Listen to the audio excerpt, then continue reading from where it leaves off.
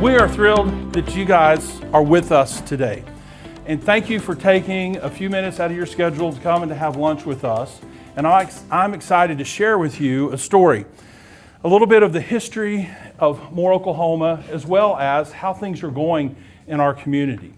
And it's hard to believe that back in 1879, when the railway was laid and the train started running up and down the tracks, Moore was just a little dot on a map. And the train would stop, refill with water, and continue on its route. And then in 1889, when the city was founded, the city began to grow. And it hasn't stopped. And we're going to share with you some of the growth and some of the things that have happened in our city over these years. If you look back on the wall, I love this room, one, just because of the pictures, but the one in the middle is a picture of our first mayor, Henry Applegate, his wife, Mary, and their daughter, Abigail. And Mr. Applegate got here in 1879 with the railway, and he has a fascinating life. And I have a couple of books that I would like to give away, The History of Moore. So if you are somebody that likes to read, I'd love for you to have this. If you don't read, well then I don't want to give it to you. So I would share it with you. And it's just a fascinating history about Moore, Oklahoma. And we do have a history. But I'm excited that you are here today with us. So years ago, when our mayor, former mayor, Glenn Lewis, was with us, and we all love Glenn, I remember sitting out there as a council member, and Glenn Lewis shared with us about one of the businesses that was coming to Moore, and it was Wahlburgers. Oh, that's fantastic.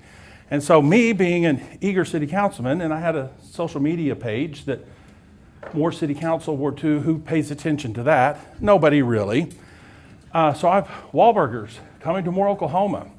Well, to my surprise, that got a lot of attention. It was on the news here. It was on the news up in Tulsa. And I didn't know that something like that could happen.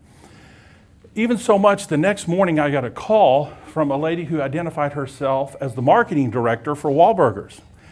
And she said, hey, we've been getting an unusual amount of calls to our office about Wahlburgers coming to Moore.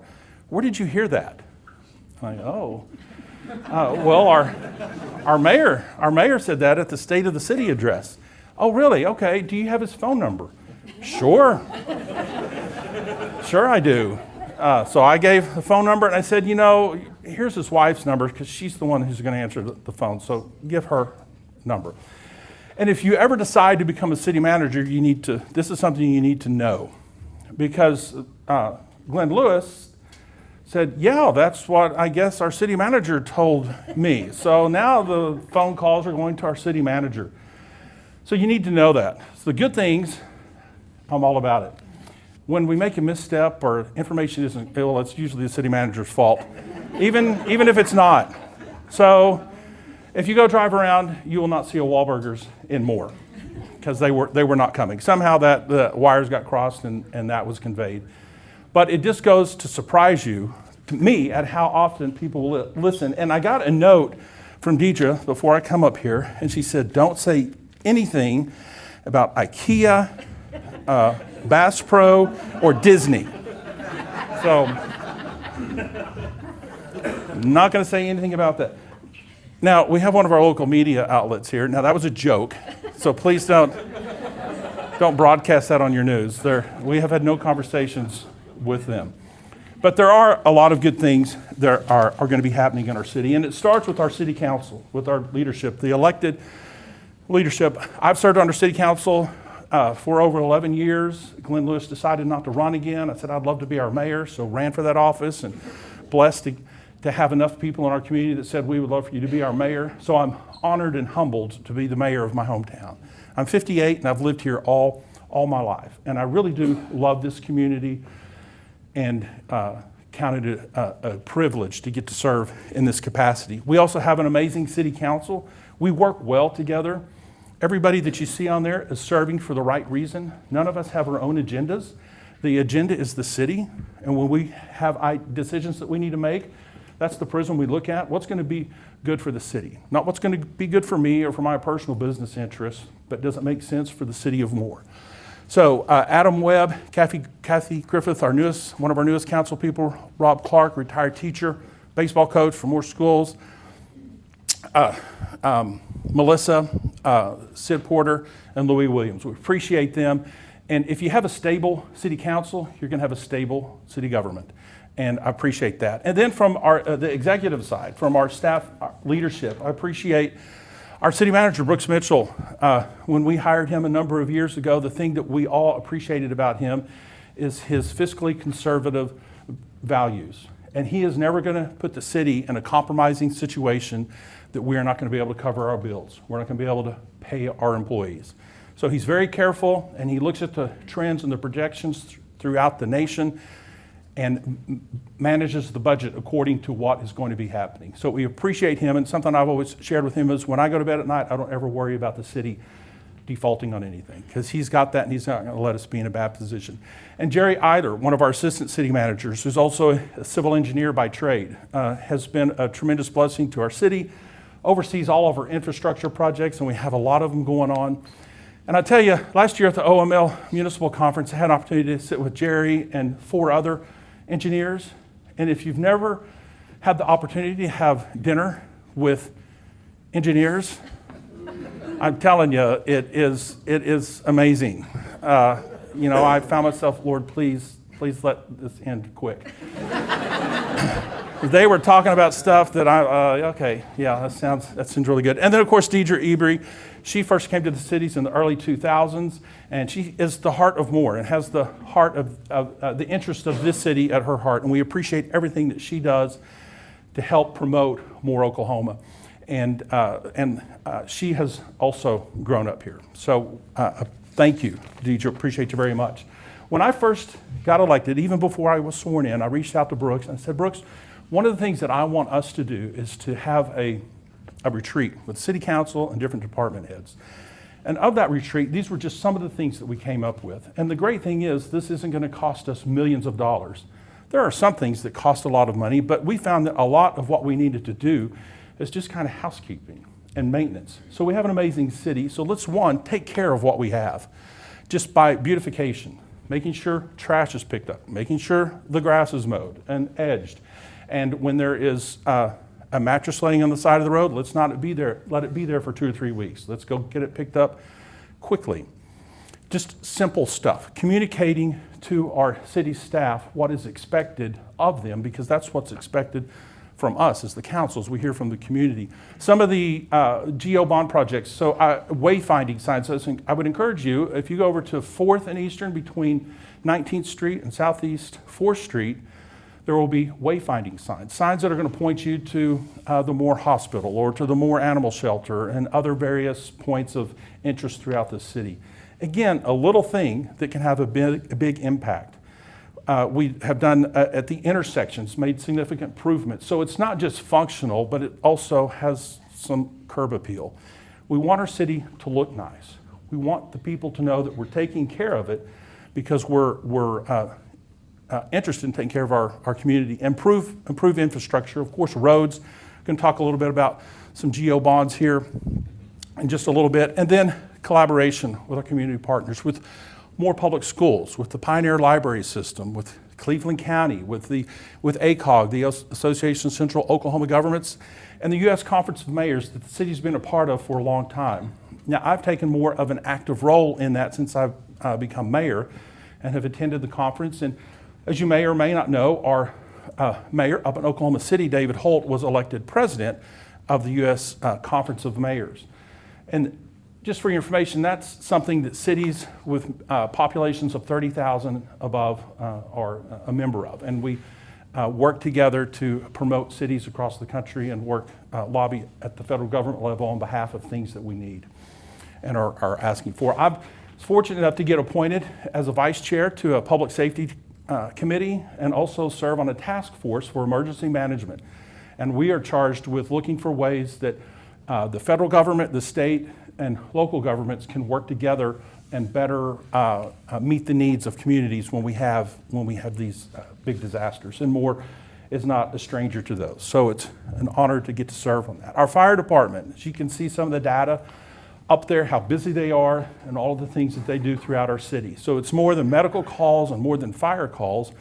They are also connected. One of the things that they do and that they're proud of, and I'm proud of them for, is the Santa Express. I remember last year I went over to Station 1 where they collect all of those toys before they're distributed, and there was just thousands of toys, whether it be bicycles, little kids' toys, coats, clothes, hygiene products.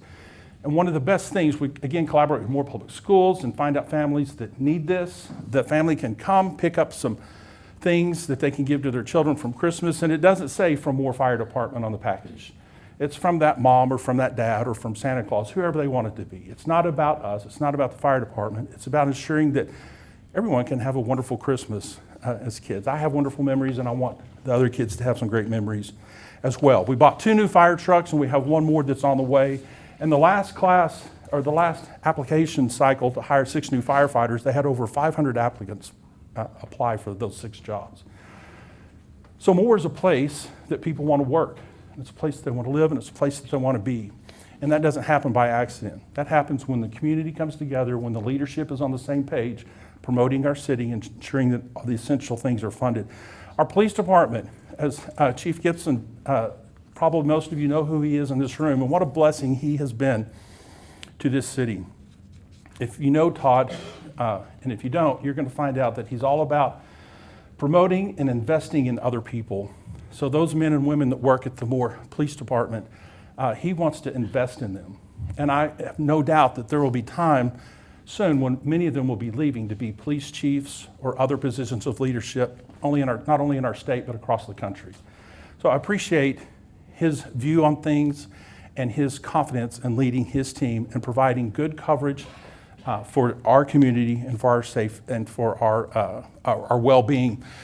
Again, some of the things that they do, often when you have an interaction with a police officer, it may not always be the pleasant. If they're writing you a ticket for $100 or whatever it is, you know, it's thanks, I guess.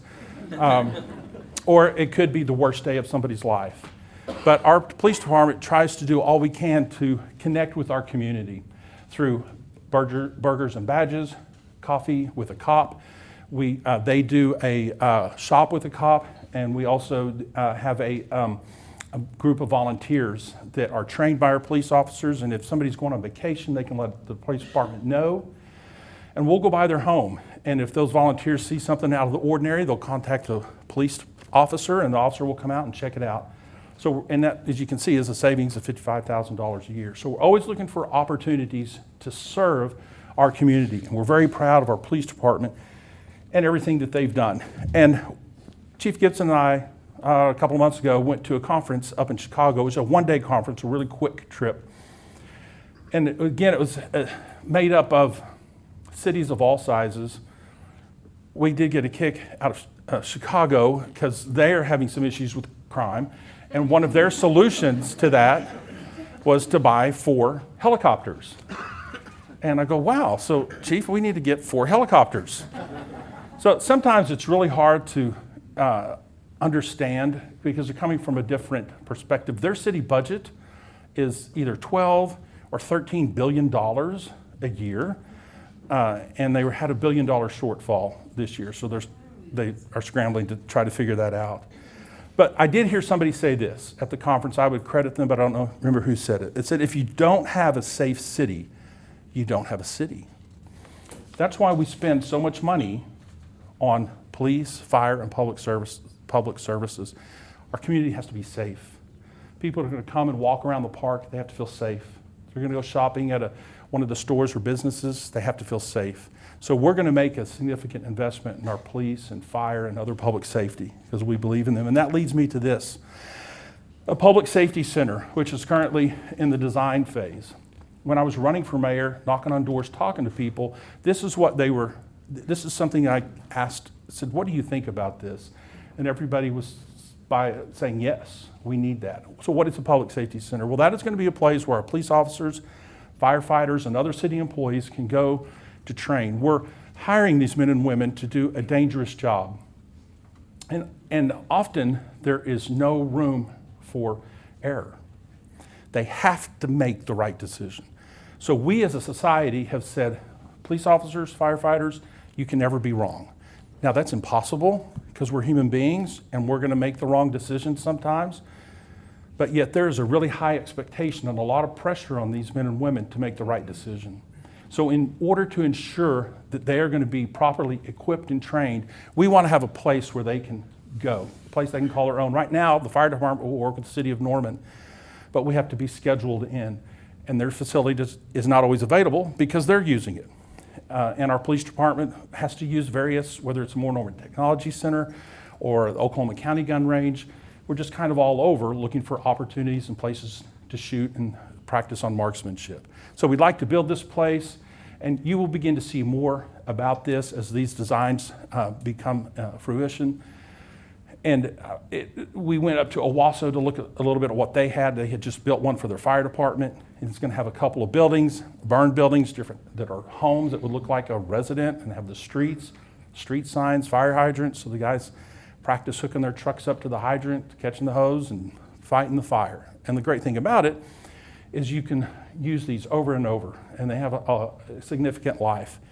Have a 3 or 4 story building for multi-structure, rappel off the side, all things that you need to do. It's going to have a huge driving skills pad so they can practice maneuvering the fire trucks, motorcycles, police cars, all of the things that are required of them.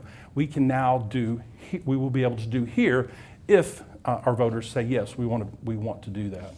And we're going to build firing. We want to build a firing range for our police officers, so they can. And this would be an indoor. Again, we're limited in space, and we can't do this outside. That would not be a good thing. So look for more of that, because some good things are going to be coming. And we're always looking for partners, and like OG&E, or if they want to help us in some way, that'd be fantastic. And then probably one of our busiest departments in the entire city is our parks department. And we're in one of those buildings right now. And as you can see, they have hundreds of thousands of visitors come through, visit our parks every year. And again, it's one of the things that people look for when they're going to move to a community. We love the Warren Theater, but nobody has ever, well, I guess it's Regal now, I should probably correct that, but nobody's ever moved here because of a theater. But they do look at the quality of life, public safety, our schools, and parks. So a significant investment, and we are excited to continue to invest in our park system across our city. Some of the things that will be coming up hopefully this year, I know some of them will for sure, the Courage League field, that's going to be built over at Buck Thomas Park. And that's a park that's going to be designated for some of our athletes that have physical limitations, but yet they still want to compete in various games. And that field will be built and designed for them. Excited about that. The Phillips 66 Park, that is a park over there by Apple Creek Elementary School. There's a plot of land that was empty, and one of our council members noticed that, reached out to the owner, and they donated that land to the city, and it's just going to be a nature park, a place where you can walk and then just enjoy the silence or listen to music, whatever you like to do. And then Fairmore splash pads. You can never seem to have enough splash pads, but it will be expanded. Community development. What a department that is. Our police department recently was on a national television show. I forget what was it called, Chief? On Patrol Live, and you may have had an opportunity to watch some of that. Well, I think they should do community development live, and they can have cameras just following the community development, pushing papers around and stuff. And some of the interesting conversations that they have, and not everybody's always happy, but it's an incredible department. And when a business comes to Moore, we want to do everything we can to be business friendly, but those business also has an expectation to maintain their property and mow their grass, and we'll be a great city for you. So we don't want to stand in the way of what you want to do and more, but we do want to make sure that it fits. You can see what officially our current population is, but it is over that number. Homes are still being built in Moore. Commercial businesses are still being built in Moore. And then our code enforcement is busy. And so something that you could do, if you ever see something in the city that needs attention, you can go to our city webpage, and there is, what's that? Report an issue. And you can just click that and then type in the address and what the issue is, and there's a drop-down menu, and it's pretty simple to find, and report that to us. Because believe it or not, we don't always know. And so if you would let us know, we will get that fixed. That's what's great about being a city of 23, 24 square miles versus 600 square miles. We can take care of it. And we want to do that, but we need to know what's going on. So help us be the eyes and ears of our department. How are we doing on time? Good. Economic development. The city has always been about economic development, but back in the early 2000s, the city wanted to work harder to promote more Oklahoma. And that's when we hired Deidre as our economic development director. And so then she began to look at more and find ways that we could promote more and let these other businesses know that, hey, more Oklahoma is here. And there is a need missing, and you might be able to fulfill it, and you would have a great, successful business because our residents of this city will go there. And so we appreciate all of her work that she's been doing. One of the things we want to do is when they hear, we want to retain those businesses that come. And it's not always all about retail. Sometimes it's about businesses that bring jobs. And just some of those, as you can see right there, Simple Modern and on down, they bring jobs to the community. Some of those people will live here, most of them will live here, and they're good paying jobs, and we appreciate it. And again, we're out recruiting, and we're not just here to promote more Oklahoma. Now, yes, we are, but we're also a part of the Cleveland County Economic Development Coalition. And by being a part of that, we're going to promote the entire county. So, of course, we want it all, but we can't have it all. However, if one of these one of these businesses that creates jobs is going to move in Norman or Noble or South Oklahoma City, that's still a win for more Oklahoma. So whatever we can do to promote this county on a nationwide level, we want to do it. And now we have a platform to do that. So when somebody on one of the coasts or in the middle of the country who has no idea about this county, we're going to be in front of them. And if it meets what their needs are, then they just may locate and come here. And so we appreciate them. And then we're a part of the Greater Oklahoma City Regional Economic Development Partnership, as well as with the Moore Norman Technology Center, Workforce and Development. The thing that I've learned is when businesses are locating here and manufacturing jobs, they want to know what kind of workforce do you have, and not just bodies, but trained people, skilled people. And our Technology Center does a great job at preparing our teenagers as well as adults who are having to make some changes midlife and get them prepared for the future. Briefly, I want to talk a little bit about our community services. Our brand Senior Center, we're proud of all the things that they do. And you can see that on an average, there's about 1,500 people. They serve about a little over 1,000 meals on site, and they deliver over 2,000 meals.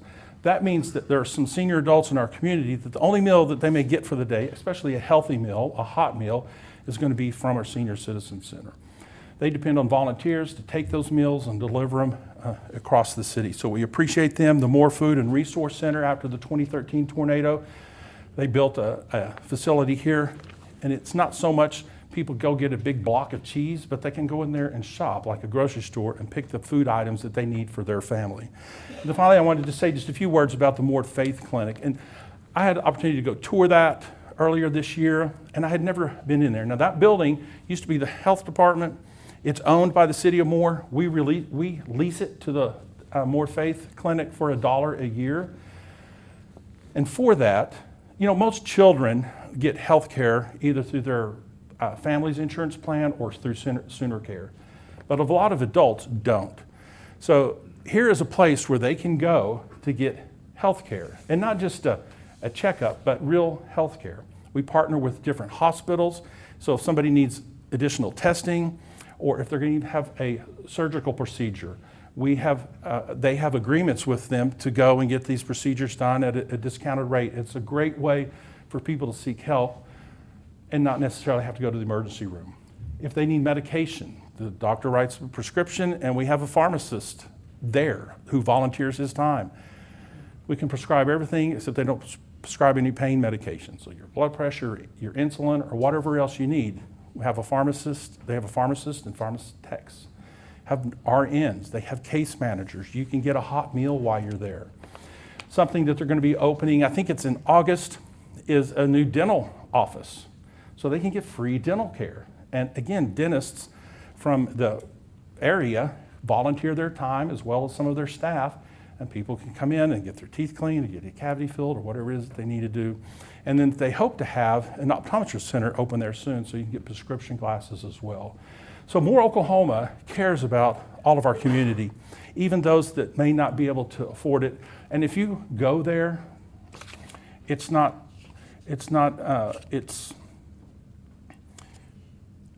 great way for a city to help those in need. And it costs the city very little, but it has huge benefits. So I appreciate everything that they do. If you have a business and y'all are looking for opportunities to volunteer, go check out any of those things. Real quickly, some of our GO bond projects. Now, we have provided all kinds of material for you, and the book that you have on your table, and then on the back, there's things about our parks, our police, as well as the city budget. Please take that stuff. And there's a bag that you can put it all in. But I'm going to just talk about three. We have multiple bond projects, but I just want to touch on these three quickly. The one that we'll talk about the railway in just a minute, but Telephone Road, Southwest 19th and Southwest 34th Street, will more than likely be all these things I'm having to put in there, and everything changes around here, but it will be the project that will start next, the GO project that will start next. These have been funded, meaning the voters have approved it. We have the money, working with the utilities to get all the utilities relocated, and all the other things that need to happen before we can go in there and start tearing up the road. And so it'll be a complete rebuild. Going down to the dirt, if you've driven that road, you know it's... Well, we're going to fix that. And we'll come back with concrete, and it will improve your drive and just overall enhance the appearance of that. And that is set to start sometime in mid-2026. It all will depend upon when we complete the underpass, which we're going to talk about in just a minute. And then Shields Boulevard up at Northwest 27th Street. If you've been up there, that whole interchange is just a mess, not in a bad way. There's just a lot going on there. And we have funded that through a GO bond, and we're in the process of doing the engineering and soon utility relocation, and all that stuff will happen, and that'll probably happen around 2027. So that brings us to the Southeast 4th Street underpass. This is happening just to our north. And this is something that the voters approved in 2018. And oh my goodness, all the things, well, they're never going to build it. They don't have enough money.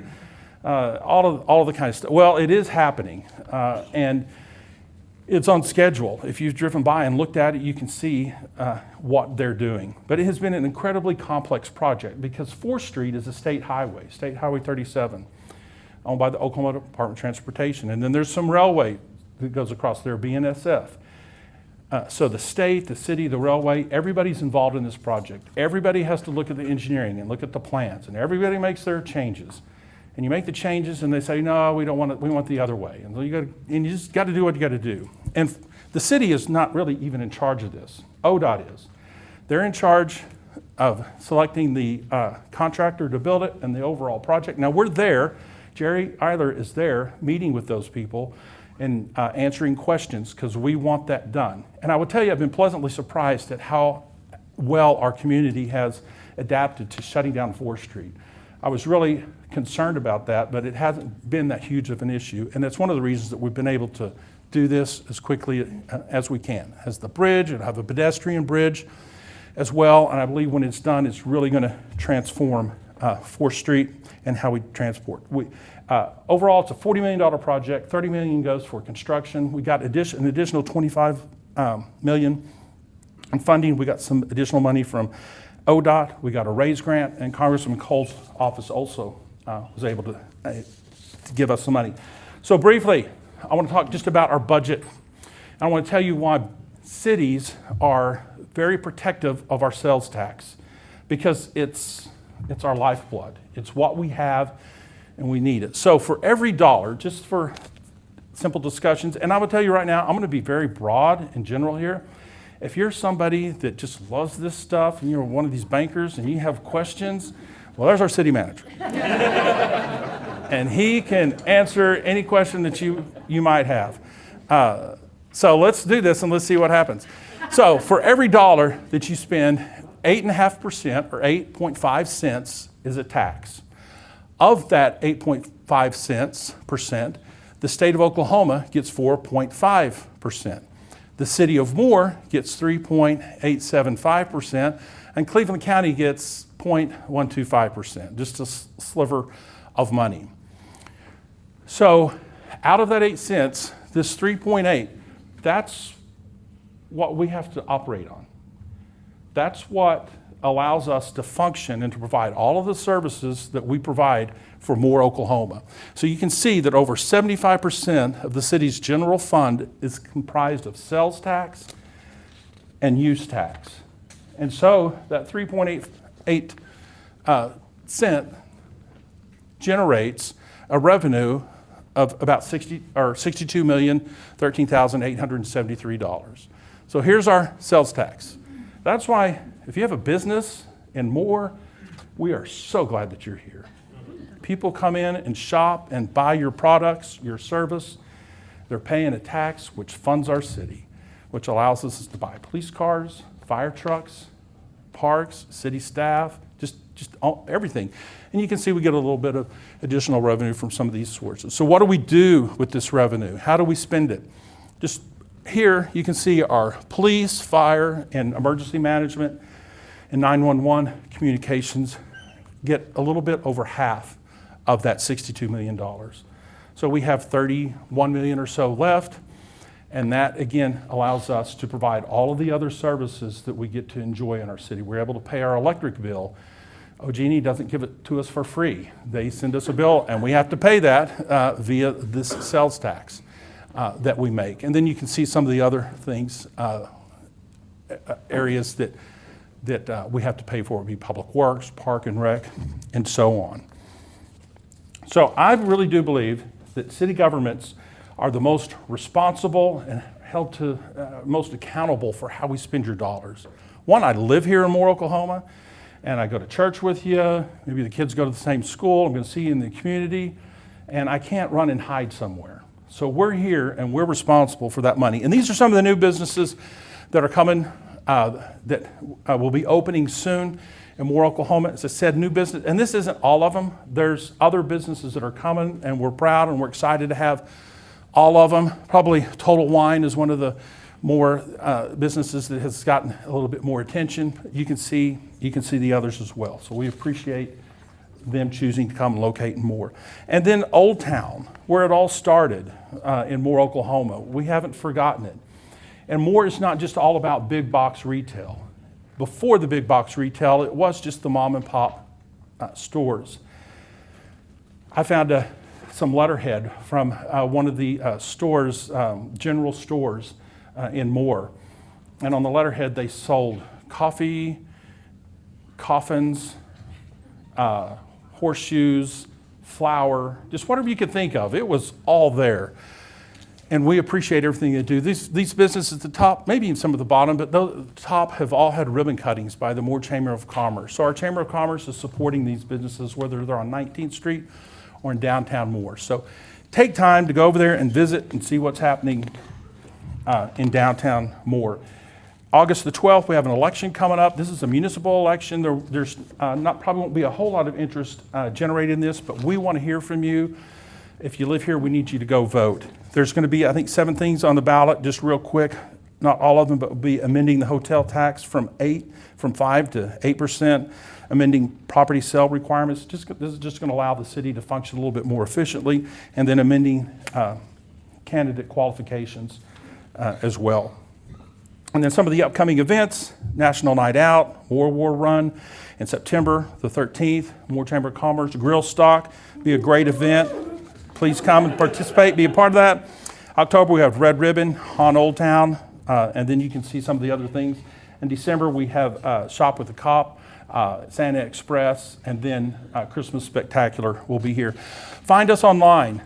Social media is a wonderful thing, but it can be a horrible thing. And there are pages out there that pretend like they know everything that's happening in the city, and they just get on there and just type away, and everybody believes it. Don't do that. If you have a question about something and you're not sure, check these out from the city of Moore. That's where the real information is. And if you're not sure how to do that, or you're not on social media, then call us, because we will be happy to tell you what's going on. And if you want to get in touch with Mark Hamm, then this is my contact information. And if you want to get in contact with any of the staff, you can find theirs as well. So we appreciate everything that they do. And then ultimately, we want to hear from you.